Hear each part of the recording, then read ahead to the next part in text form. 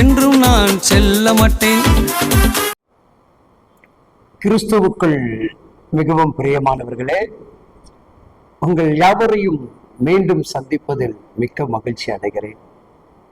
இதோ உங்களுக்கான உங்களுடைய பரிசுத்த ஆவினர் பேசுகிற இந்த நல்ல நேரத்தில் உங்களோடு பேச ஆவினர் அடியனுக்கு கொடுத்திருக்கிற இந்த மாபெரும் கிருபைகளுக்காக நன்றி செலுத்துகிறேன்.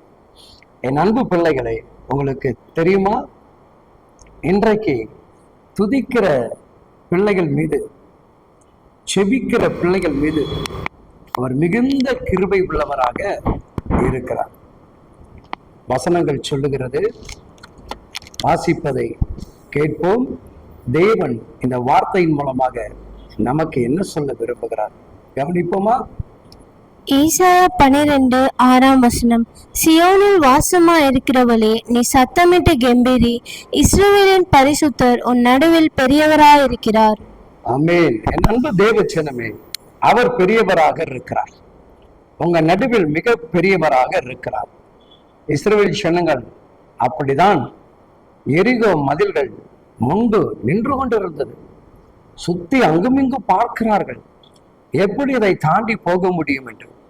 என் தேவன் சொல்லுகிறார், யோசுவாவே, இவர்கள் அனைவரையும் என்னை துதித்து என்னை மகிமைப்படுத்த சொல், அப்பொழுது இந்த எரிகோ மதில் கீழே விழுந்து போகும் என்று சொன்னார்.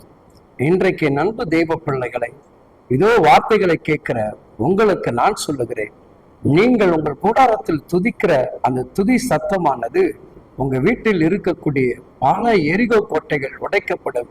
ஏனால் நீங்கள் துதிக்கிறவர் மிகவும் பெரியவர். அவர் நடுவில் இறங்கி வந்து நம் வாழ்க்கையில் அற்புதம் செய்வார்.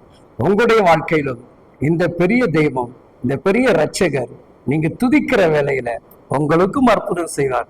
ரெடியா இருக்கிறீங்களா? ஜெபிங்க, துதிங்க, கர்த்தருடைய பெரிய அற்புதத்தை ருசி பாருங்கள். ஆமென். God bless you, my child.